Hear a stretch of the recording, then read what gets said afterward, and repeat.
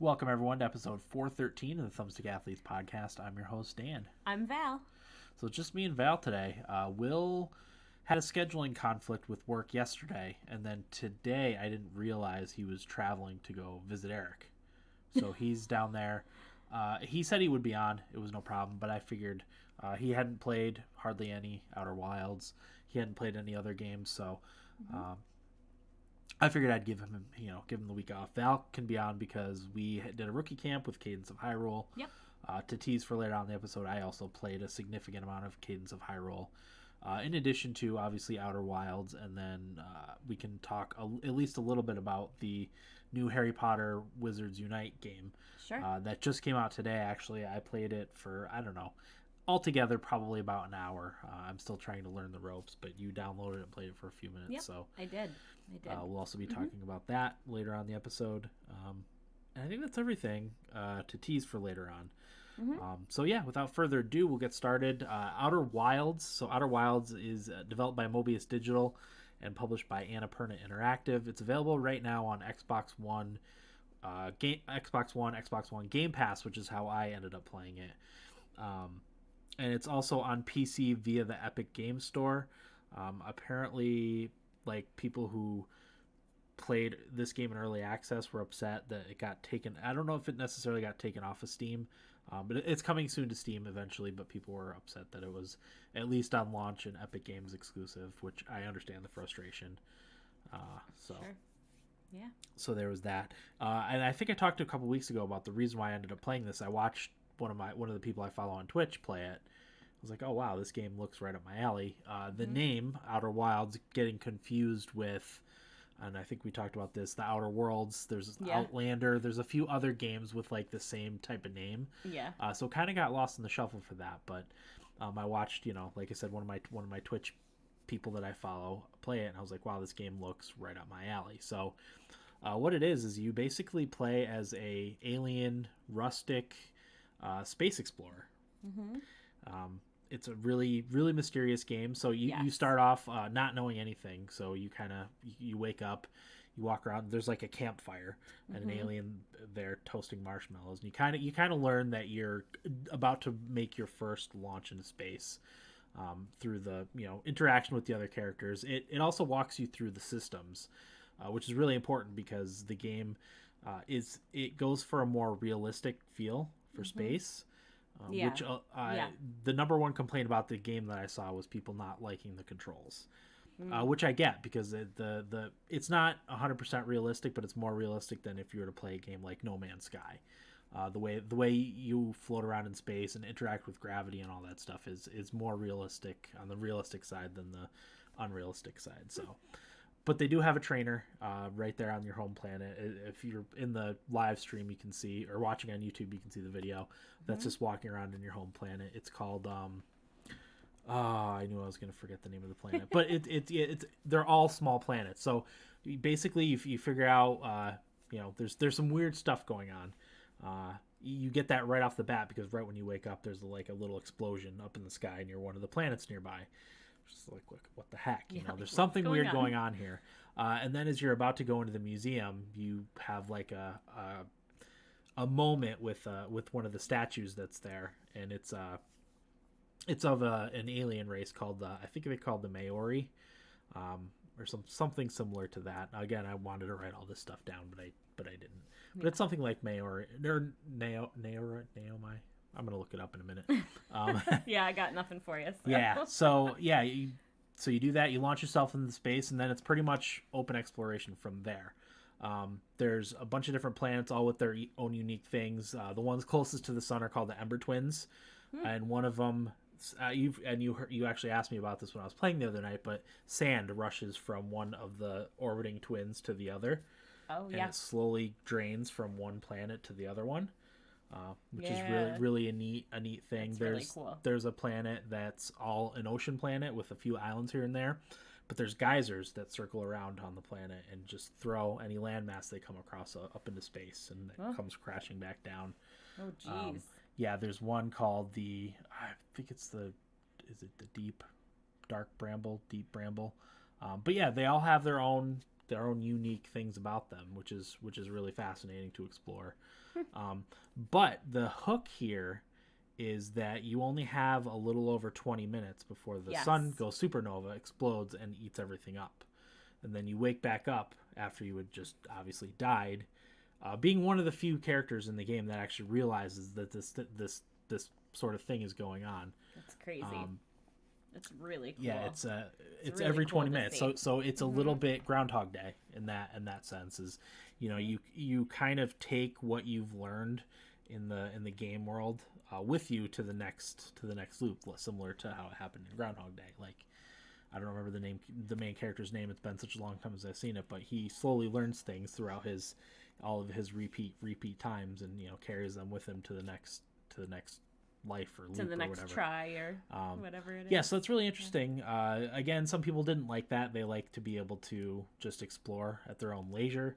But leisure. You know, you just it's part of the gameplay loop. I actually think it works really well because I got myself into a couple situations where I didn't have any way out.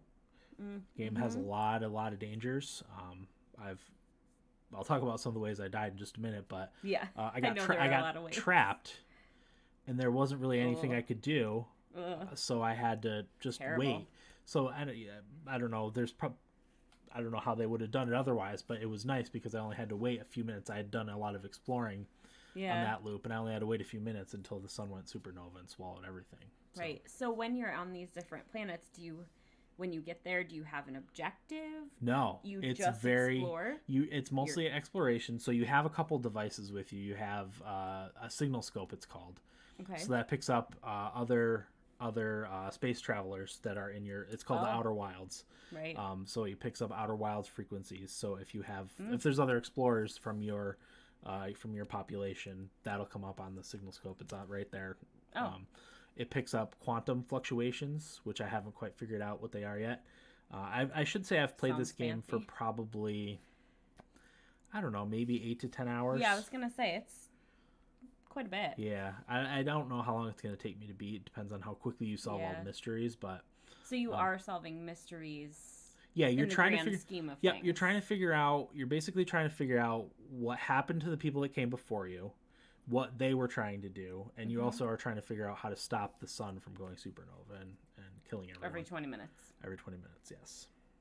Wow. Or 22, I think, is the exact number. That's intense. Yeah. Like, it's really intense. Like, having watched it. Yeah. It's very creepy.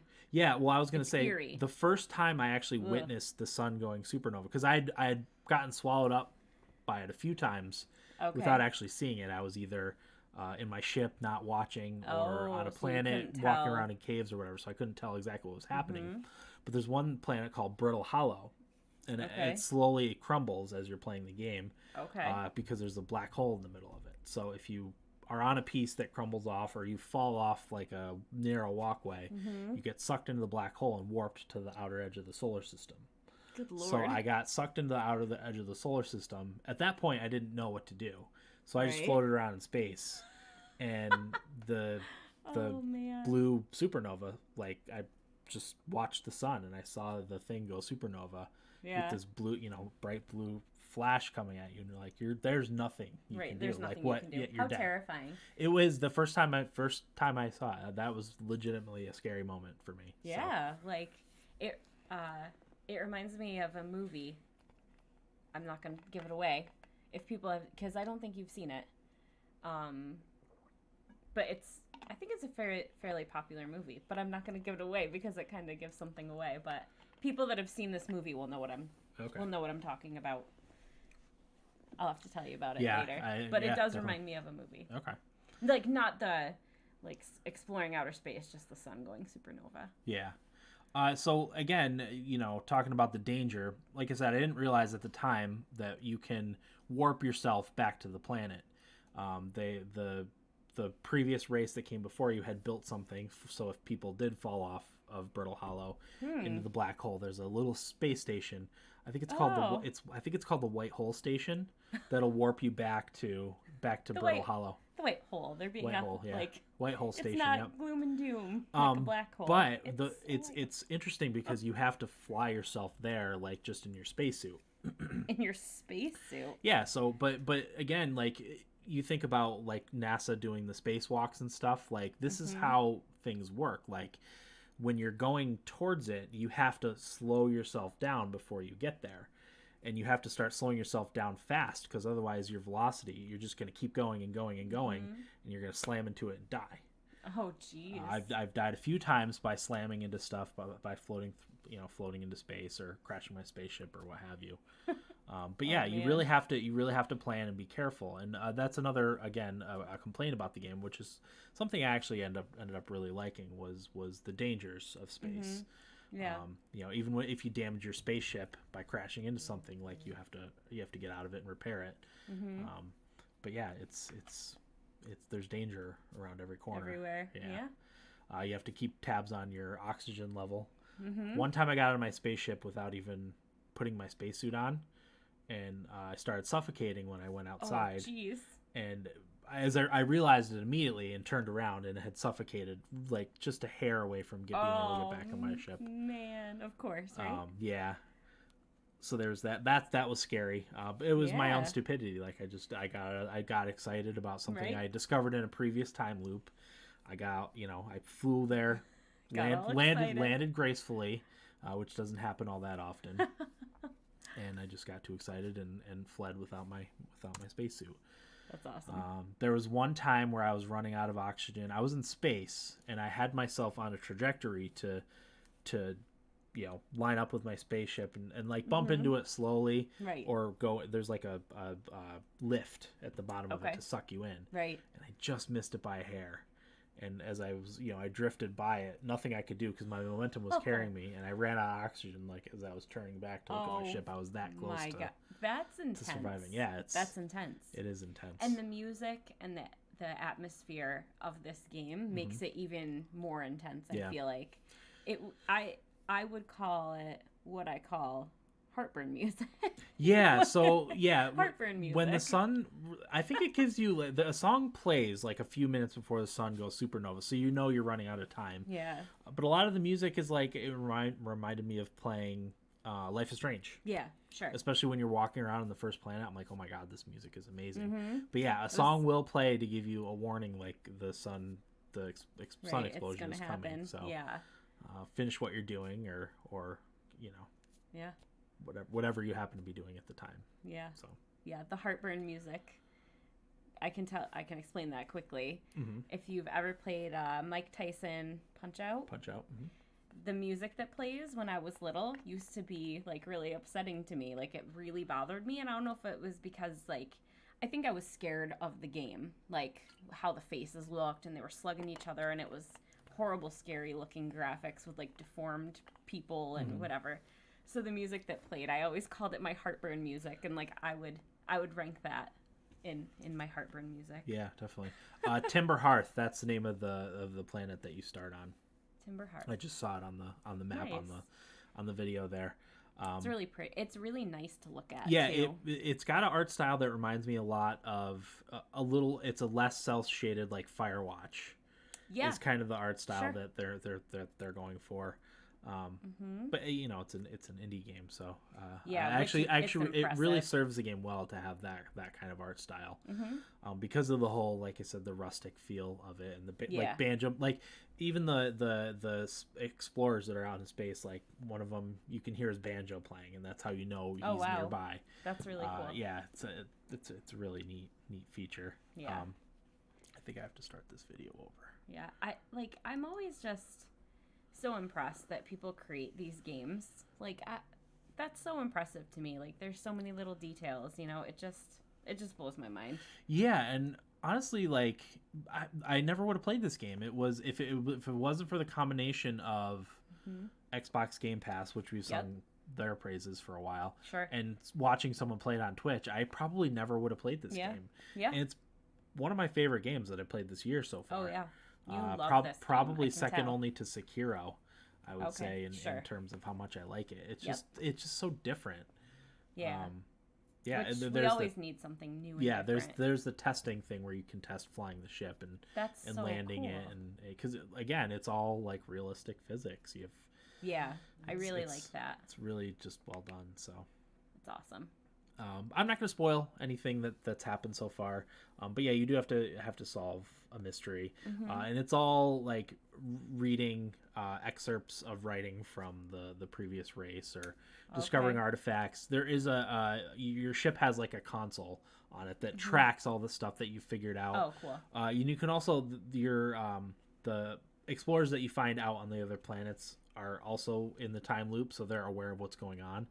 Oh. So they also are there to help you bounce ideas off of. So you talk to them? Yes, you can talk to neat. them. Yep. Okay. Yeah, there's the alien race too. They're like little green people or greenish bluish people with 4 eyes. 4 eyes? Yeah, but it's funny that so the planet you start on was landed on by the previous alien race.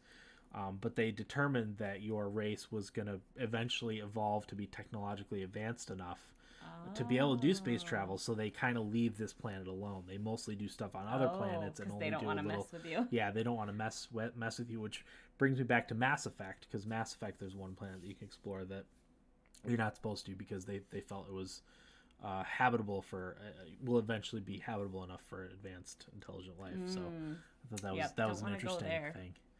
Yeah. So. Yep. But yeah, awesome. I love the Outer Wilds. I don't know if any of the other guys really played. I think Eric played a little tiny bit. They need to play this. Will, I don't guys, know if you're listening, you need to play this. Yeah.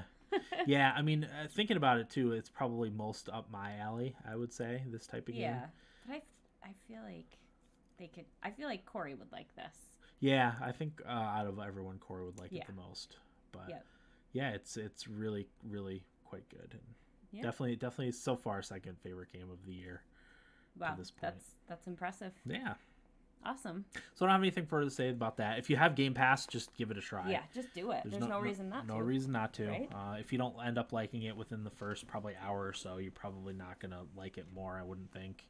That's good. At least you can kind of figure it out at the start. Yeah, because again, for a lot of people, it's the controls. I got the impression that the people that were having trouble with the controls were playing it on PC, which I don't think this game is good for PC. I think it's better for a controller. So if you're going to play it on PC, use a controller. I think that's the better way to go. So, yeah. All right, let's move on to Nibblebits. So I've got quite a bit here. The first is that the Wall Street Journal has reported that 2 new Nintendo Switch models have started production, with one model having a similar form factor to the current model, just with better specs, and the other being a cheaper model with lower specs. This comes along with reports that Nintendo has moved the manufacturing of current Switch models, as well as new ones, outside of China to Southeast Asia. This, of course, because of the proposed tariff on imported goods. Yeah. I guess it was up to 25%, which that's a significant amount if you're talking about not just consoles, but electronics in general, cell phones and stuff. That's a lot. So, and again, we'll talk about the console is not where these companies make money. It's selling the software and services that go along with the console. So already console margins are pretty thin. So, yeah. That's why they're getting out ahead of it and moving manufacturing. So but yeah, no confirmation from Nintendo yet on the new models, but apparently they're starting to manufacture them, so they could be ready before too long. I feel like I've seen news about it everywhere. It's just announce it already. It's been rumored for a while. Yeah, so. I've been seeing it forever. Yeah, and I don't know if it's just because my news feed is personalized to what it knows I like or am looking at or whatever. Definitely got to be some video game stuff on your newsfeed. Mine's like half video game news. Yeah, it's always got Breath of the Wild. I feel like almost always, and then there's always a Switch thing too. So at least those two. Sometimes Splatoon makes an appearance because I always say I've got to play Splatoon, and then I never play it. Yeah. Also, Nintendo news: The Witcher 3 on the Switch is going to fit onto a single cartridge, which means the game and all its expansions and DLC, which is about 16 pieces, is going to fit on a 32 gigabyte cartridge with no further download required. That's really impressive because I feel like the game on my PC is 75 gigabytes. Obviously, the graphics are trimmed down a little bit, but I was looking at screenshots side by side, and I know they're screenshots. It doesn't look too awful bad. I actually might end up getting this to play it on the Switch. Nice. Just because it's one of my favorite games of all time. I want to say it's top 5. I don't remember the exact number where I have it, but just be able to play it. Yeah, be able to play it on the Switch would be ideal. So yeah. Next on the list, Bethesda has finally made good on their canvas bag issue with Fallout 76 Power Armor Edition faux pas by finally sending out, although many months later, the actual bags they promised and not the crummy nylon bags that actually came with the Power Armor Edition. So that was bad enough, but I didn't realize they had done this next thing, which is pretty bad. They didn't include bags that were promised with the Power Armor Edition, but they sent them to gaming influencers, quotes. They were sent the bags to ooh and ah over with their fans on social media. And then Fallout 76 ended up stinking, so that was a double whammy for people that dropped. I think it was $200 for the Power Armor Edition. Oh my gosh, skimped out on the bags. That's so slimy. Mm-hmm. Like, come on, like everything is out in the public. Like you can't get away with anything. Like why would they even? I don't know. Unless it was like a big mistake. Yeah. You know, but like they sent them to influencers. I don't know. Yeah. That's a little shady there. It's very shady. Huh. But yeah. And then next up, despite the awesome footage we saw of Cyberpunk 2077, there was a much longer and more in-depth showing behind closed doors at E3. But luckily, we, the unwashed masses of the gaming community, will be able to see what was shown at PAX West at the end of August. So I'm very excited for that. I think most people are. Nice. Cyberpunk looks fantastic. Rare Replay and Resident Evil Revelations are coming to Game Pass to close out June. I'm excited about that because Rare Replay has quite a few games on it that I would like to revisit, including Viva Pinata. Remember Viva Pinata? Oh, I remember Viva Pinata. 360. Yeah. That was fun. So yeah. There's a few other games. There's a couple of Banjo-Kazooie games on there I want to revisit. Okay.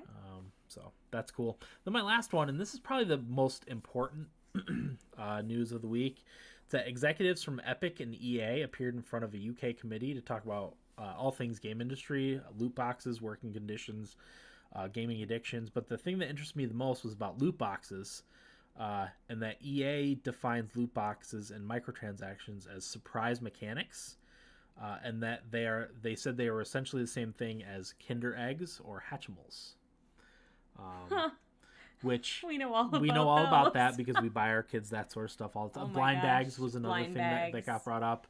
No way. Yeah, so I mean, for me, they're not even close to the same thing. I don't know how you feel about it. The thing about loot boxes and microtransactions in a video game is it's not real.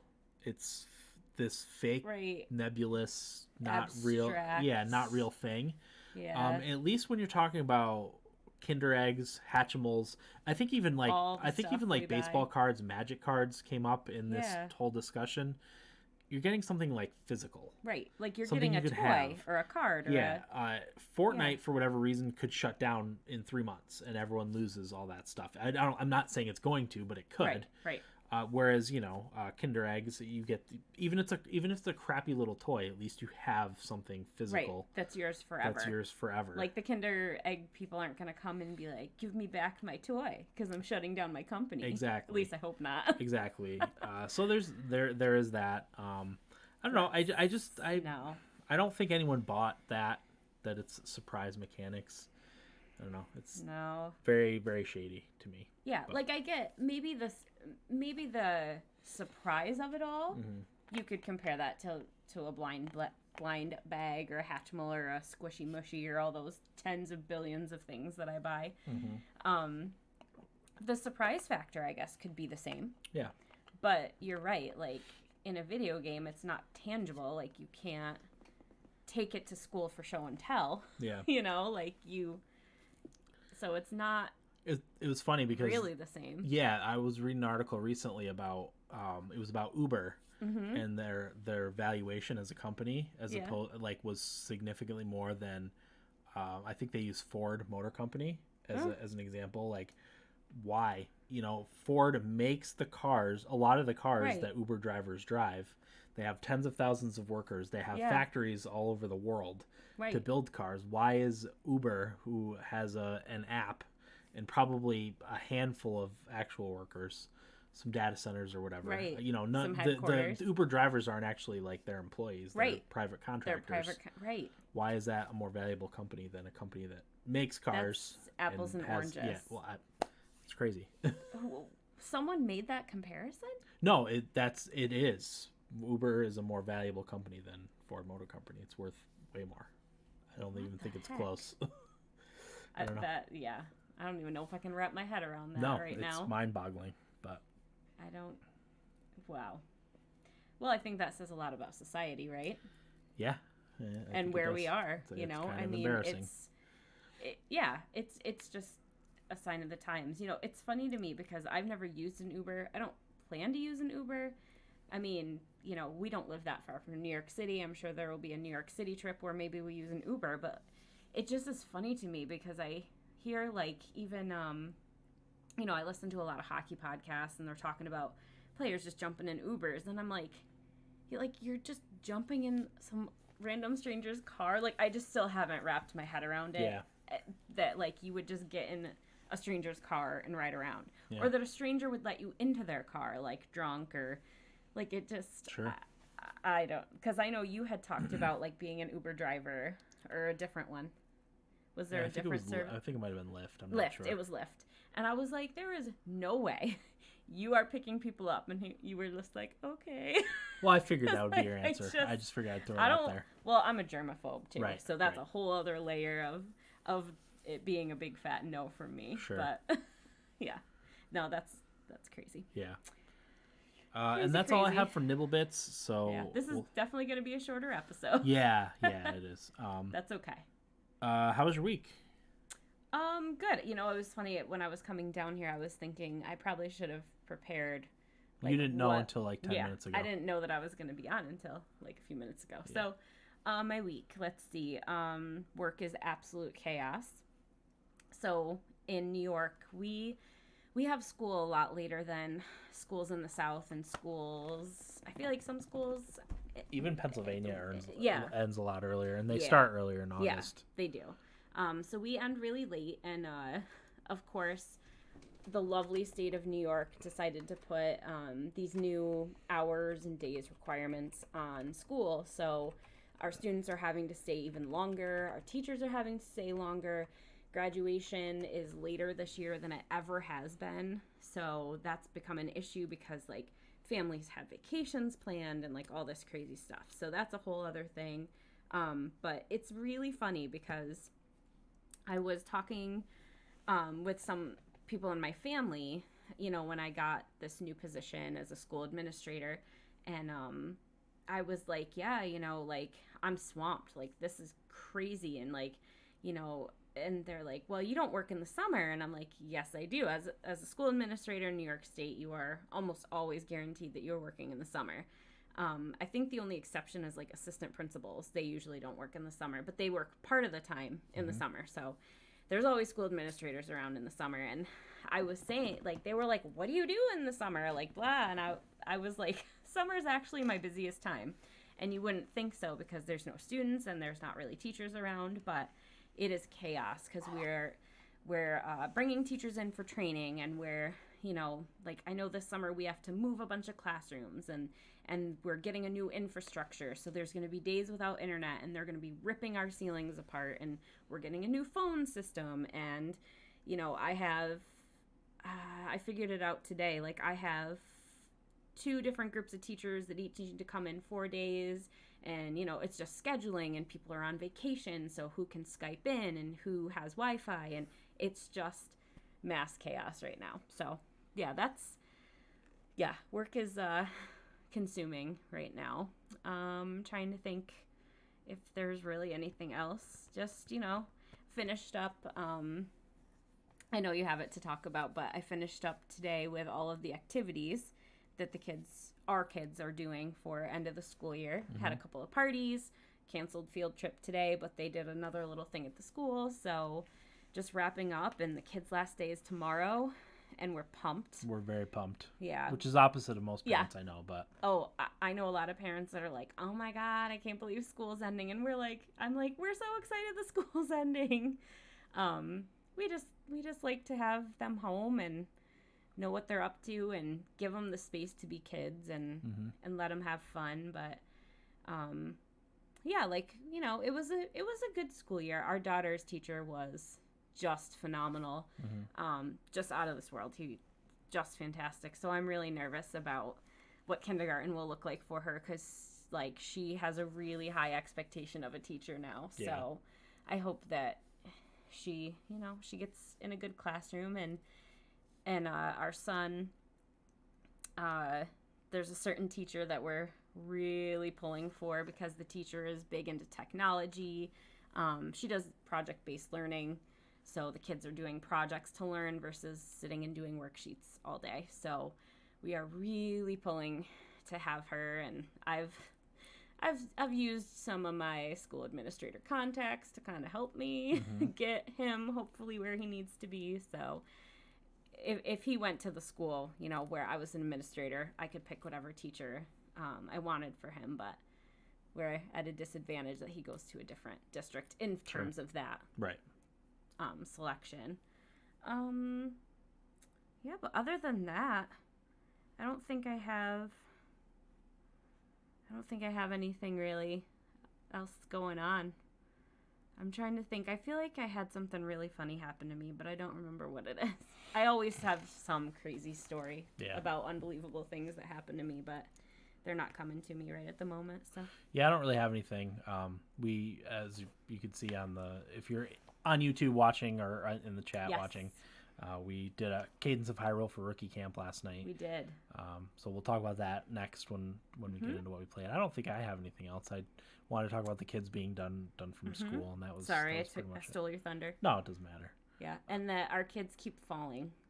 Yeah, they keep falling. They just keep falling down on the walk to school. They just keep falling. I don't know. It's very interesting. It's very interesting. So yeah, let's talk about what we played. So we'll start with Cadence of Hyrule. Yeah. That of course came out I think late last week, I want to say.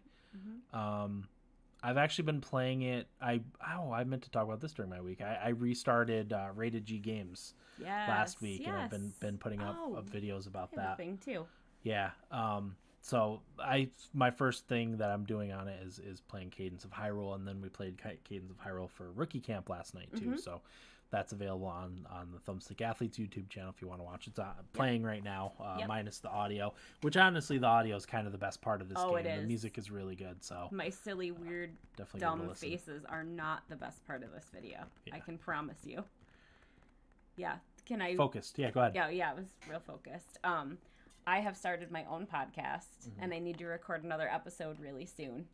But so I'm stealing I'm not really stealing the format because podcast world is like whatever you want. But I have a couple of new podcasts that I've started listening to, and they do episodes that are only like 10 minutes long. And I really love them because I learn a lot. It's quick. It's easy, you know, and with the chaos of work and the kids and everything, it's nice to just listen to a quick 10 little minute thing and hear a good story or learn something new.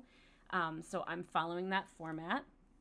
And my podcast is called Sprinkles Are Not a Food Group. And I explain the title in my first episode that I recorded. I only have 2 recorded at this point. Have all the plans for the 3rd, just haven't done it yet. But yeah, I don't know when that's gonna launch, but I'm sure Dan will share when it. Yeah, before too long. Yeah, it should be out in the next couple of weeks, I would think.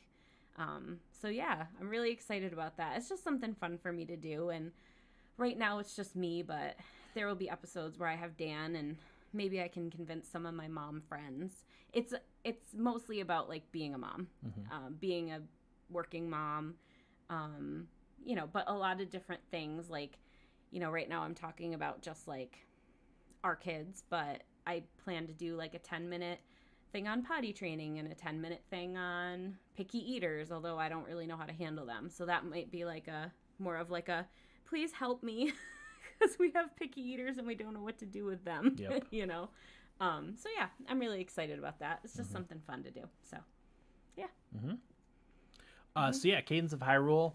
I described because Corey actually asked me. Oh, Father's Day was last Sunday. I forgot about that. Oh yeah, Father's Day. We had a really nice Father's Day. Yeah, we did have a very nice Father's Day. We're all over the place. We had, like I made for Val for Mother's Day, we had bacon ham crunch wraps for breakfast, which was fantastic. Yep. We visited your dad for a little bit. We went to my parents' house and visited with my dad. It was a nice day. It was really nice, relaxing, and the kids were pretty well behaved. Yeah. I'm not wearing my shirt now, but I got a what the heck? It was a Game of Thrones, the Iron Throne with the Hypnotoad on it. From Futurama. So it was an awesome shirt.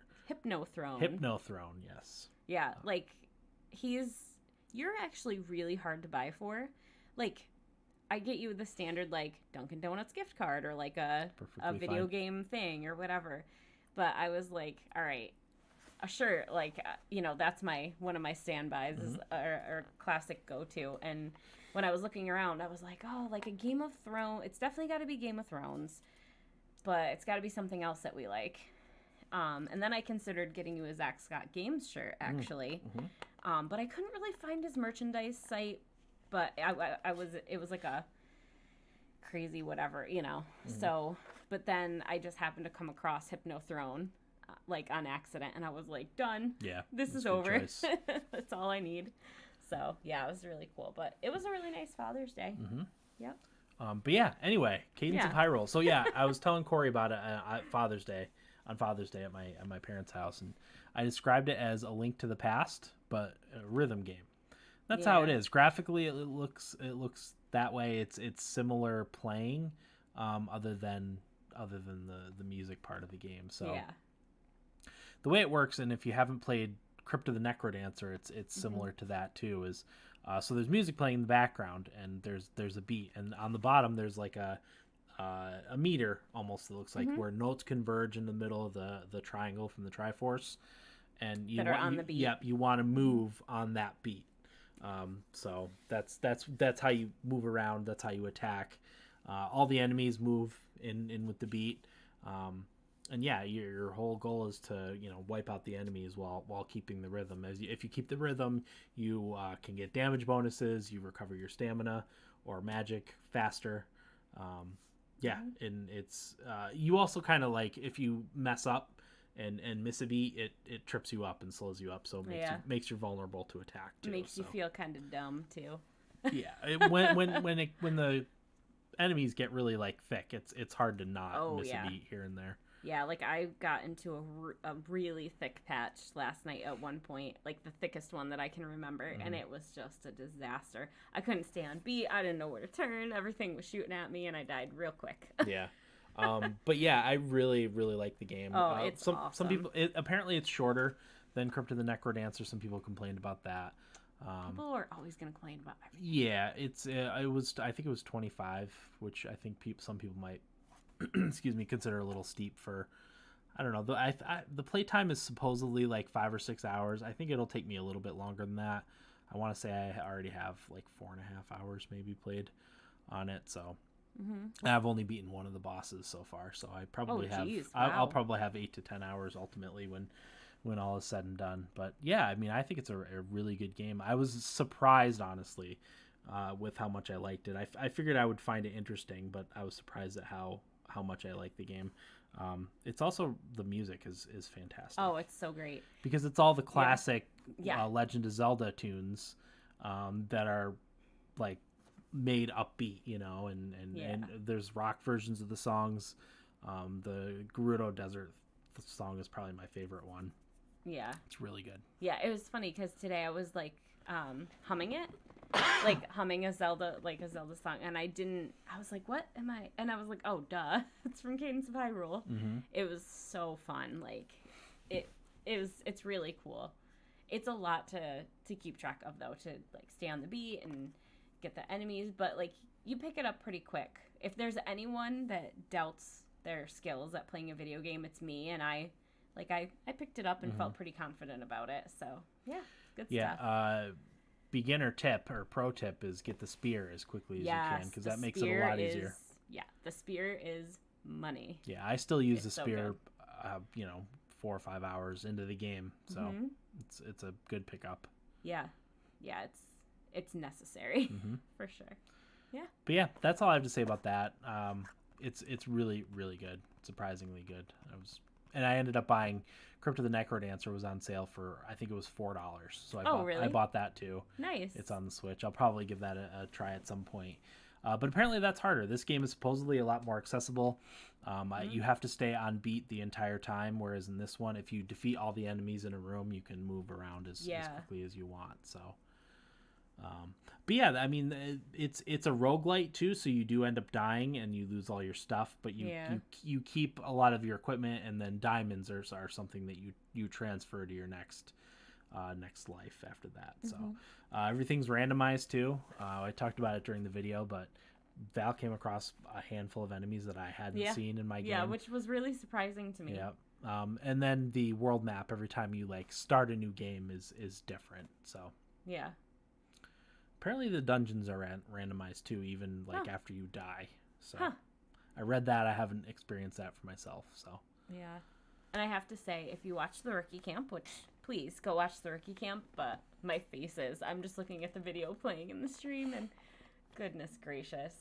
I try to think about, don't make a dumb face right now, but we tend to focus a little too much when we do these. Yeah. And sometimes I look like I'm really, really angry and mad, but I'm not. You're just in the zone. I'm focused. So there was that, and then, as I said, just as of today, Harry Potter Wizards Unite released. So that, of course, if you don't know, is the Harry Potter version of Pokemon Go, essentially. Yeah. It's, got Niantic's name on it, so if you know where the Pokestops are, they're the same in this game. But it's got a Harry Potter flavor to it. I am not super familiar with Harry Potter stuff, although I'm trying to learn because I did enjoy the movies. We might get into it more if our kids start getting into it. Once our kids get into it, I'm sure we will. I think Max is just steps away from it, from being into it. So let me call it up here, because there's actually a lot to the game, way more so than Pokemon Go. Oh, there's an item already. Yeah. It's a watering can. I haven't figured out what a lot of the stuff does, but we don't really know what it all means. No, I'm definitely learning it. But yeah, you basically start off the game. You enter your name, what have you. You enter your character name that people will see. Yep. And then I went into the profile screen where you pick your house. Mm-hmm. What is it? Hufflepuff, Gryffindor, Ravenclaw, and Slytherin. So you can pick one of those. You get to pick your wand. What kind of wood it's made of. There's 20 different kinds of wood. Yeah, there's a ton. What kind of, I don't know, is it internals? Let me call it up here. I don't remember. Because I just made it. There's a lot of options. Yeah. Core, what the core is. It can be a dragon heartstring, unicorn hair, or phoenix feather, the flexibility, and then the length. Yep. I don't know if that comes into play in the books, that sort of lore stuff, but yeah, I don't know. As I said, I don't know well enough. Yeah.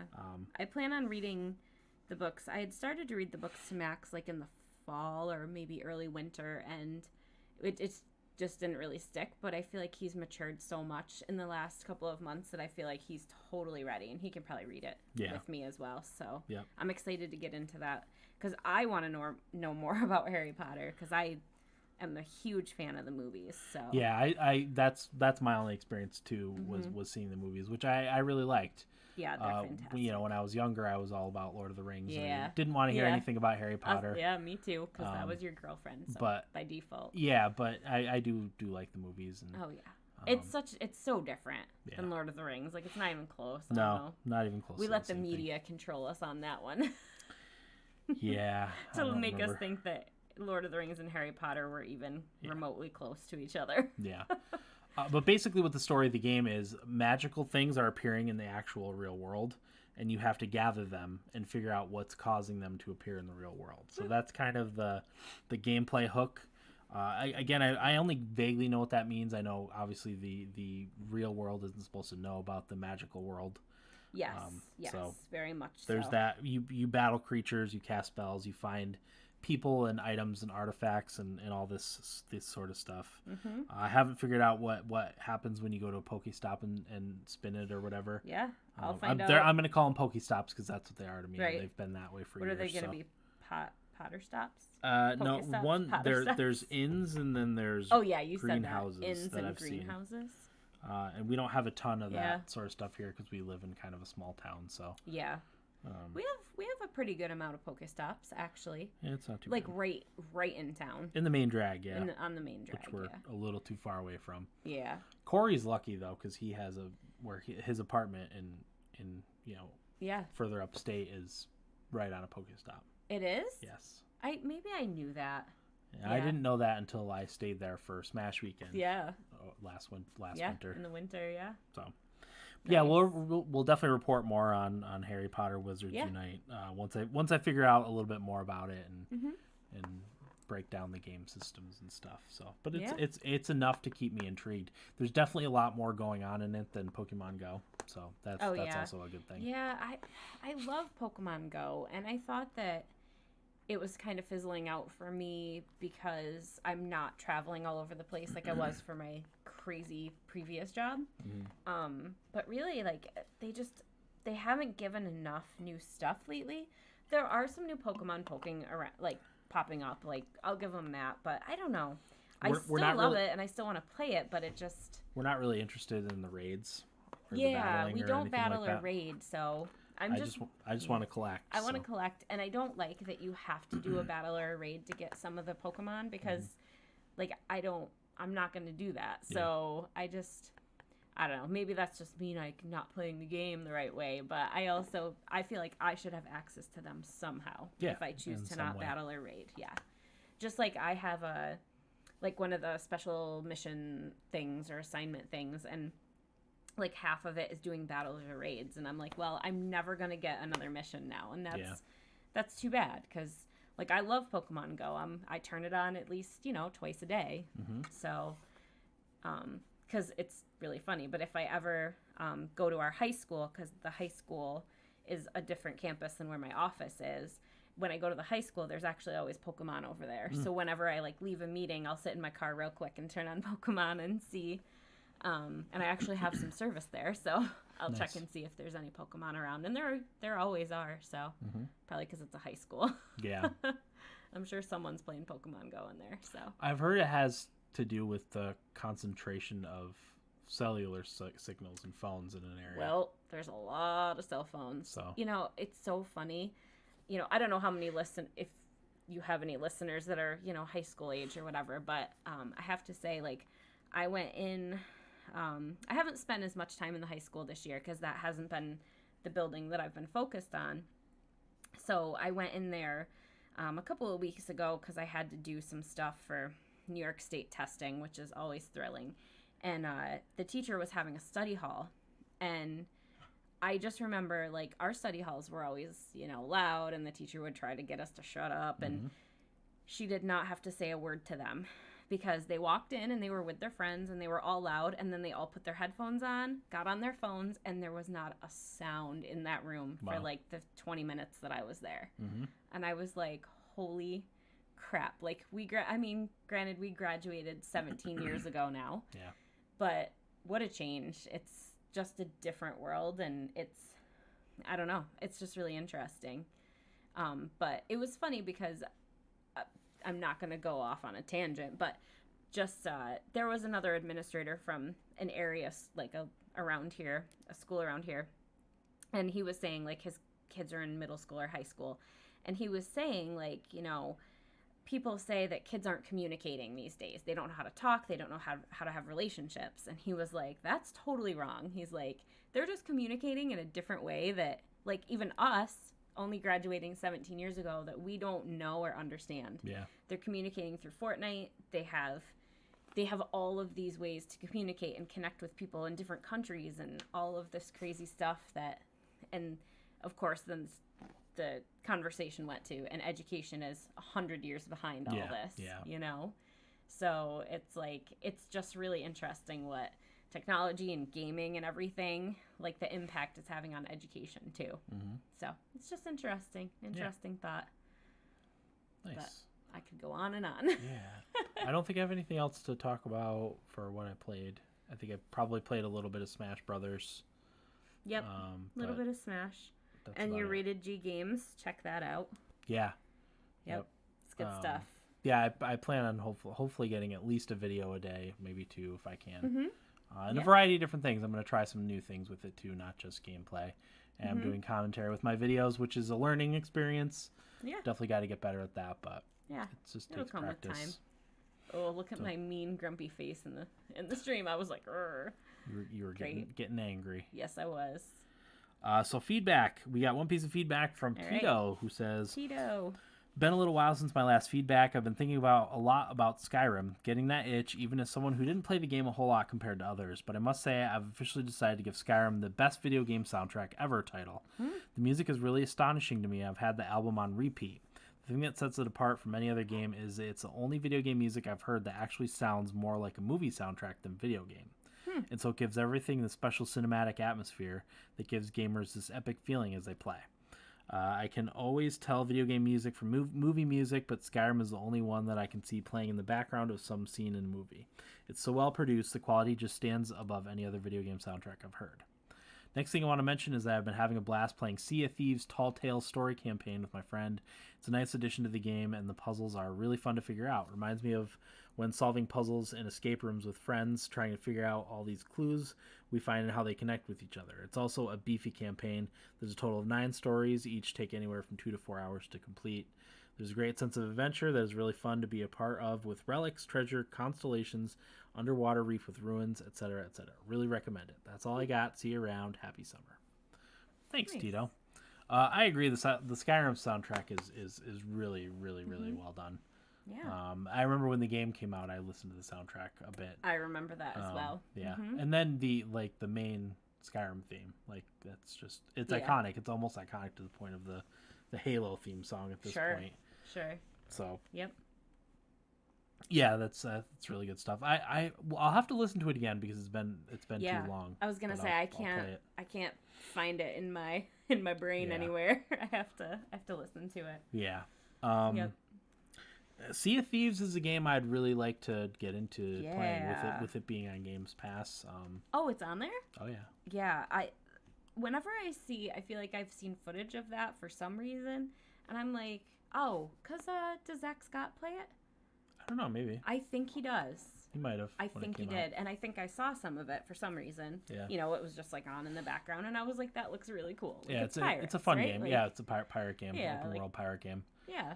Can't go wrong with pirates, right? Yeah, it's a game that again is fun to play with friends. I actually had fun playing it by myself. Yeah.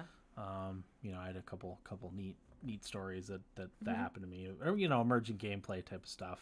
Nice. But that was quite fun. So. Yeah. I should just install it on the Xbox just to have it. Yeah, you should. Max might be interested in playing that. I was gonna say, I was wondering, would it be appropriate for Max? Yeah, I mean, there's shooting in it, but it's cartoony. It can't be okay. It cannot be any worse than the Donald Duck that just came on our TV. Yeah, that's true. Holy crap! Like, someone was just talking to me, or no, they weren't talking to me. I was listening to a podcast because I don't really have adult conversation anymore, because I'm usually trapped in my office or on a webinar or home with the chaos of the kids that obviously is good, but one of the podcasts was saying that they watched something, some old cartoons, and like, holy cow, like it's bad. Like, Donald Duck was chasing after Chippendale and was like shooting them like with a handgun. Mm-hmm. I'm like, holy crap. And Max was just like, what is going on? This is so bad. Yeah, it was interesting to say the least. Yeah, and like, I remember watching, there was one in particular that I remembered watching as a kid, and I'm like, geez, like, I'm okay, I guess, but that's messed up. Like, but it's interesting because I don't feel like kids today could watch that and be okay. It's just such a different generation. I don't know. I don't know what it is, but it's craziness. Yeah, I'm of the mindset too that a lot of that old stuff, at least for the most part, doesn't hold up, and I felt that way about those. There was there's much better examples of cartoons nowadays. Oh yeah. Well, like a lot of the, Max likes like Magic. There's a remake of the Magic School Bus. Mm-hmm. He has learned so much from that, and it's right up his alley. Like he loves science, so. Not just that, but I think Mickey Mouse has like an old style, but a new cartoon that's really, really, like visually pleasing and. Oh yeah. Not terrible. The twins watch Mickey Mouse Clubhouse, and no, I'm not talking about the Clubhouse. It's more in the old style of the cartoon. Oh, okay. But it's modern, like right, like modern stuff, modern drawing, and yeah, sensibilities, I guess. Yeah, sure. Yeah, no, it's good. There's some good quality stuff out there these days, which I'm glad because our kids will chill on the couch and watch stuff. There's a lot of good kids movies. Yeah. Like I think we'll be doing a lot of movies. Like if there's a million rainy days in the summer, like there there's probably already going to be. Yeah. I hope not. Okay, game giveaway time. So Tito is the winner chicken dinner. So the first game is number 58, which is Beyond Eyes. Do you want me to find them? Or yeah, if you want to do the rolling, you just have to hit that. Okay. So I got it. Beyond Eyes. Okay, game number 2. Number 34. 34 is gone. Roll again. 28. I've got to compress the list. 28 is Mirror's Edge. I feel like that's come up a million times. Yeah, so we're probably going to start seeing a lot more repeats. Yeah. Okay, next game. 5. 5, all the way up at the top. 5 is The Secret World. Roll again because I don't think that one's still active. Okay, 63. 63 is Fidel Dungeon Rescue. Fidel Dungeon Rescue. Okay, next. 126. 126. Starseed Pilgrim. I think Corey played that. Pilgrim. Okay. 65. 65 is the last one. Pick 65? Like 65 is Thoth. Thoth. All capitals. Don't know what that is. Thoth. So yeah. Capitals. Yep. Tito, your choice is Beyond Eyes. Beyond Eyes is the game that tries to simulate blindness. Thoth? No, Beyond Eyes. Oh, I'm sorry. Wasn't listening. Beyond Eyes, Mirror's Edge, Fidel Dungeon Rescue, Starseed Pilgrim, and Thoth are your choices for the game giveaway. So let us know what you want. I will send it out. Tate, I owe you a game from last week, which Fidel Dungeon Rescue came up for him last week too. Oh. So let us know what you guys want. Tate, I'll probably actually send you an email tomorrow to see what your choice is, and then Tito, if we hear from you. If not, I'll email you. Even if it's in a couple weeks. I actually it was before last week's episode. I got caught up on everybody after probably a month and a half of being behind. So yep, that was a nice feeling. As your social media director, I believe you need to get on that. Yeah, Dan. Yeah.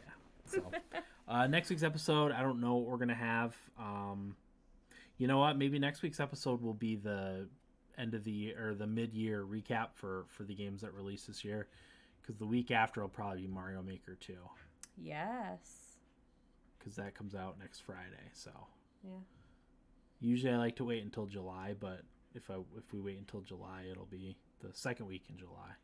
Yeah. So maybe because I don't think there's anything new coming out other than Mario Maker 2. Right. Oh yeah, which is a big event this house. Yes, it is. Yeah. I'm gonna have to take the twins and our daughter somewhere while you guys play it. We pre-ordered it from Best Buy, so we're gonna go over in the morning on Friday and pick it up. It's gonna be his first his first major go pick up a game event. Oh, that's adorable. Yep. So I'll load up the kids and take them over Friday morning. That's fantastic. I love it. So yeah, I think that's everything. That'll do it for episode 413 of the Thumbstick Athletes podcast. I'm your host Dan. I'm Val. Thanks for listening, and get out of my basement.